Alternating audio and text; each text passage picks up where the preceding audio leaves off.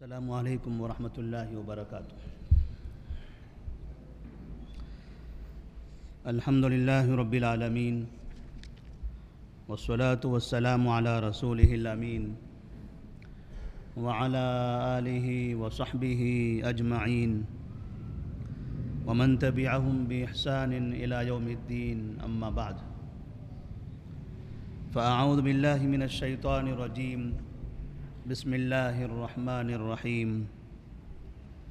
وما محمد الا رسول قد خلت من قبله الرسل افإن مات او قتل انقلبتم على اعقابكم ومن ينقلب على عقبيه فلن يضر الله شيئا وسيجزي الله الشاكرين۔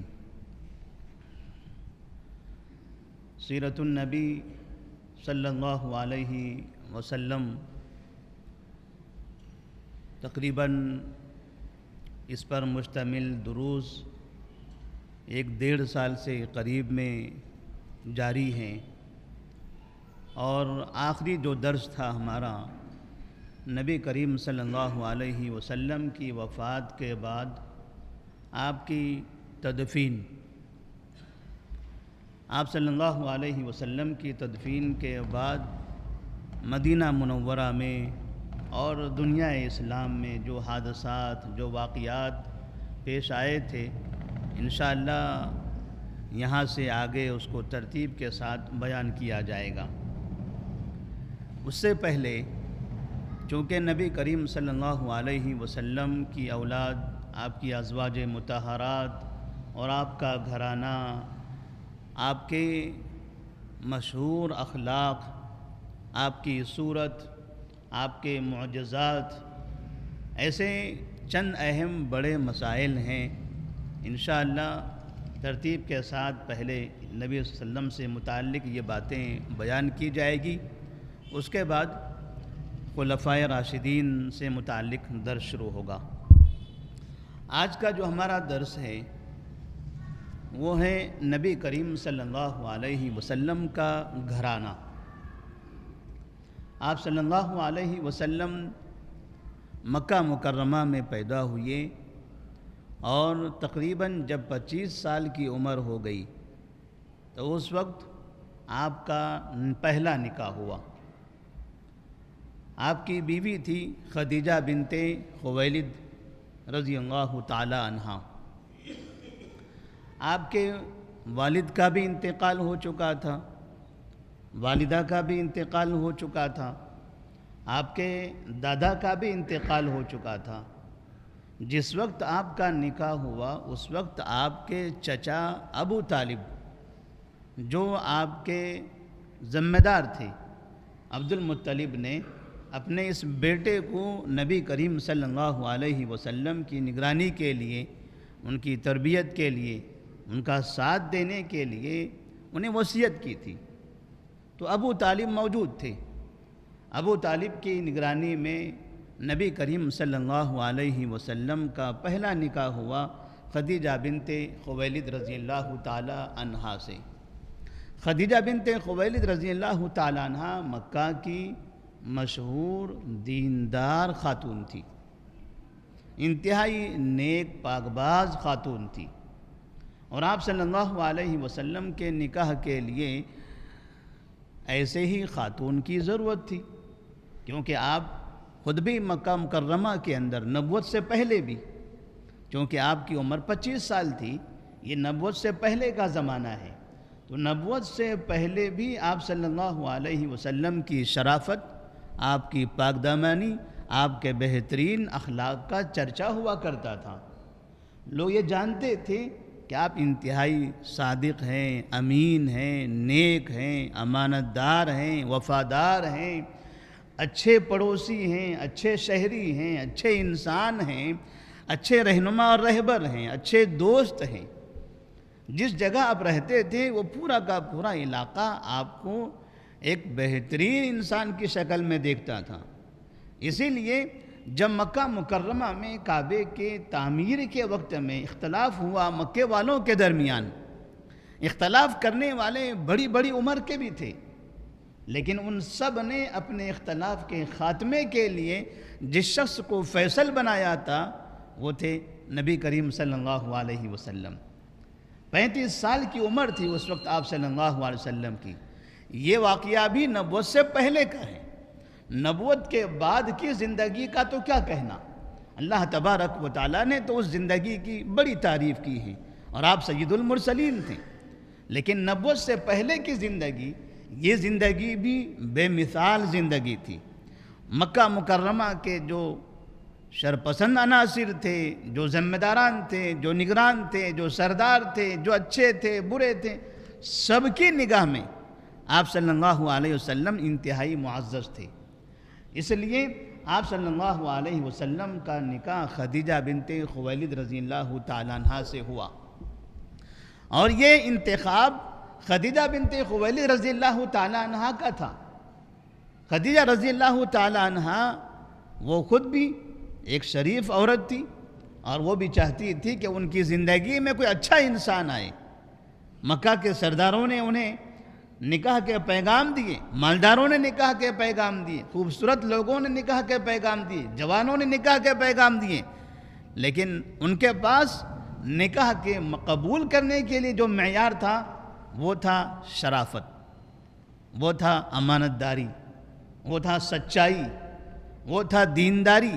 انہیں مال سے مطلب نہیں تھا، انہیں خوبصورتی سے مطلب نہیں تھا، انہیں سرداری سے مطلب نہیں تھا۔ وہ مکہ میں ایسے شخص کو چننا چاہتی تھی، ایسے شخص کو تلاش کرنا چاہتی تھی جو دیندار ہو، امانت دار ہو، وفادار ہو، سچا ہو، اچھا ہو، اچھے اخلاق والا ہو۔ نبی کریم صلی اللہ علیہ وسلم کی شکل میں انہیں مل گئے، اور یہاں سے آپ صلی اللہ علیہ وسلم کی ایک دوسری زندگی شروع ہوتی ہے۔ نکاح سے پہلے کی جو زندگی تھی وہ زندگی الگ ہے، نکاح کے بعد کی زندگی ہر انسان کی زندگی میں، یہ زندگی میں اس طرح تبدیلی آتی ہے۔ ایک آدمی کی نکاح سے پہلے کی زندگی اور نکاح کے بعد کی زندگی میں بڑا فرق ہوتا ہے۔ نکاح سے پہلے تو آپ ایسے گھر میں رہا کرتے تھے، چچا آپ کے ساتھ موجود تھے، اور علی رضی اللہ تعالیٰ عنہ آپ کے چچیرے بھائی تھے، باقی جو قریبی رشتہ دار تھے، والدین، وہ نہیں تھے، جو دادا آپ کے تھے وہ بھی نہیں تھے۔ تو یہاں سے آپ صلی اللہ علیہ وسلم کی زندگی میں ایک آپ کا ہم سفر، آپ کا ساتھی یہاں سے تیار ہو گیا، اور وہ ہے خدیجہ رضی اللہ تعالیٰ عنہ کی شکل میں۔ اللہ تبارک و تعالیٰ نے خدیجہ رضی اللہ تعالیٰ عنہ سے نکاح کے بعد نبی کریم صلی اللہ علیہ وسلم کی زندگی میں بڑی تبدیلیاں پیدا فرمائی۔ ایک بہترین خوش مزاج اور ایک اچھی سی زندگی یہاں سے شروع ہو گئی۔ اللہ تعالیٰ نے آپ سے اولاد بھی عطا فرمائی۔ سب سے پہلے ایک بیٹا ہوا جن کو قاسم کہا جاتا ہے، اور اسی قاسم سے آپ صلی اللہ علیہ وسلم کی کنیت بنی ابو القاسم صلی اللہ علیہ وسلم۔ پہلا بیٹا قاسم پیدا ہوا، لیکن چھوٹی عمر میں ان کا انتقال ہو گیا۔ دوسرے میں ایک بیٹی پیدا ہوئی جن کا نام تھا زینب رضی اللہ تعالی عنہ۔ یہ بڑی بھی ہوئی، یہاں تک کہ مکہ سے ہجرت کر کے مدینہ بھی آئی۔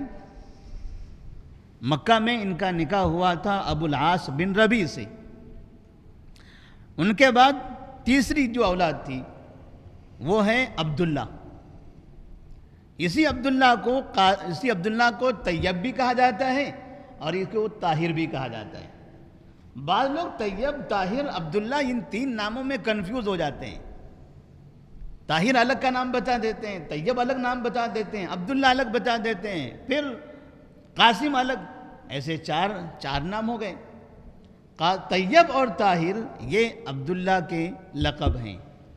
عبداللہ کو طیب اور طاہر اس لیے کہا گیا کہ آپ کے بیٹے عبداللہ یہ نبی صلی اللہ علیہ وسلم کی بعثت کے بعد پیدا ہوئے تھے۔ یہ زینب کی پیدائش بعثت سے پہلے ہوئی، نبی بنائے جانے سے پہلے، اور اسی طرح سے پہلا جو بیٹا تھا جو قاسم، وہ بھی نبی بنائے جانے سے پہلے پیدا ہوئے تھے۔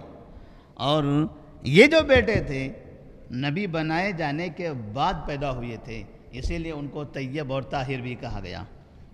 ان کے بعد رقیہ، ام کلثوم، فاطمہ رضی اللہ تعالی عنہن۔ یہ ترتیب وار 2 بیٹے اور 4 بیٹیاں آپ صلی اللہ علیہ وسلم کو پیدا ہوئی تھی، یہ سب قسم مکہ میں۔ تو اس طرح سے مکہ میں آپ کا ایک گھرانہ تیار ہوا۔ اوپر کا جو گھرانہ تھا، اوپر کا جو رشتہ تھا، وہ ختم ہوتے چلے گئے۔ آپ کے دادا، آپ کے چچا، یہ آہستہ آہستہ انتقال کر جانے لگے۔ اب یہاں سے جو آپ کی نئی نسل تھی، جو آگے کی نسل تھی، وہ تیار ہونے لگی۔ اللہ تبارک و تعالیٰ نے پھر یہاں گھر میں آپ کو سکون عطا فرمایا، گرچہ کہ شہر میں کچھ حالات آپ کے ساتھ ہمیشہ معتدل الگ الگ قسم کے مختلف رہا کرتے تھے۔ نبی کریم صلی اللہ علیہ وسلم کی جو دوسری بیٹی تھی رقیہ رضی اللہ تعالیٰ عنہ، ان کا نکاح عثمان بن عفان رضی اللہ تعالیٰ عنہ سے ہوا۔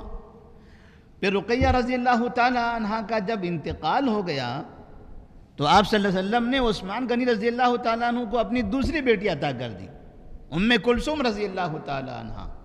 اسی لیے عثمان غنی رضی اللہ تعالیٰ عنہ کو ذو النورین کہتے ہیں۔ پہلی بیوی ان کی رقیہ ہے، جب ان کا انتقال ہوا تو آپ صلی اللہ علیہ وسلم نے اپنی دوسری بیٹی ام کلثوم بھی ان کے نکاح میں دے دی۔ آخری جو بیٹی تھی فاطمہ رضی اللہ تعالیٰ عنہ، وہ اولاد میں سب سے آخری، بیٹیوں میں بھی سب سے چھوٹی۔ فاطمہ رضی اللہ تعالیٰ عنہ کا نکاح نبی کریم صلی اللہ علیہ وسلم نے علی رضی اللہ تعالیٰ عنہ سے کر دیا۔ لیکن فاطمہ رضی اللہ تعالیٰ عنہ کا نکاح مدینہ میں ہوا، ام کلثوم رضی اللہ تعالیٰ عنہ کا نکاح بھی مدینہ میں ہوا، رقیہ رضی اللہ تعالیٰ عنہ کا نکاح مکہ میں ہوا، زینب رضی اللہ تعالیٰ عنہ کا نکاح مکہ میں ہوا۔ 2 بیٹیوں کا نکاح مکہ میں اور 2 بیٹیوں کا نکاح مدینہ میں۔ تو اس طرح سے مطلب یہ ہوا کہ مکہ میں رہتے ہوئے آپ کے 2 داماد بھی تھے، ایک عثمان غنی رضی اللہ تعالیٰ عنہ اور دوسرے ابو العاص بن ربیع۔ عثمان غنی رضی اللہ تعالیٰ عنہ یہ اسلام قبول کر چکے تھے، لیکن ابو العاص بن ربیع وہ اسلام قبول نہیں کیے تھے، اور ان سے جو آپ نے اپنی بیٹی کا نکاح کیا تھا وہ اسلام سے پہلے۔ بعد میں انہوں نے اسلام قبول کرنے میں تاخیر کی، مدینہ ہجرت کرنے کے بعد میں وہ بھی مسلمان ہو گئے۔ تو اس طرح سے آپ صلی اللہ علیہ وسلم کی ایک بیوی سے یہ 2 بیٹے اور 4 بیٹیاں پیدا ہوئیں، یہاں تک کہ جب نبوت کا 10واں سال آیا، 10 سال مکمل ہو گئے، آپ کی زندگی کے 50 سال ہو گئے، تو پہلی بیوی کا انتقال ہو گیا، خدیجہ رضی اللہ تعالیٰ عنہ۔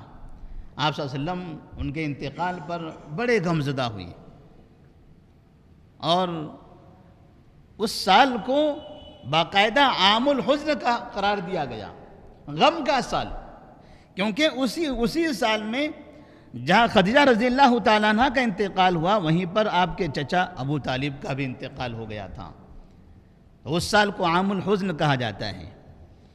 تو 50 سال کی عمر تک آپ صلی اللہ علیہ وسلم کے پاس صرف ایک بیوی تھی، اور یہ 4 بیٹیاں اور 2 بیٹے۔ 2 بیٹے بچپن میں ہی انتقال کر گئے، وہ زیادہ دنوں تک بعد میں آپ کے ساتھ نہیں رہے، البتہ 4 بیٹیاں رہیں، ان میں سے 2 بیٹیوں کا نکاح ہو گیا، اور 2 بیٹیاں آپ کے ساتھ آپ کے گھر میں رہا کرتی تھی۔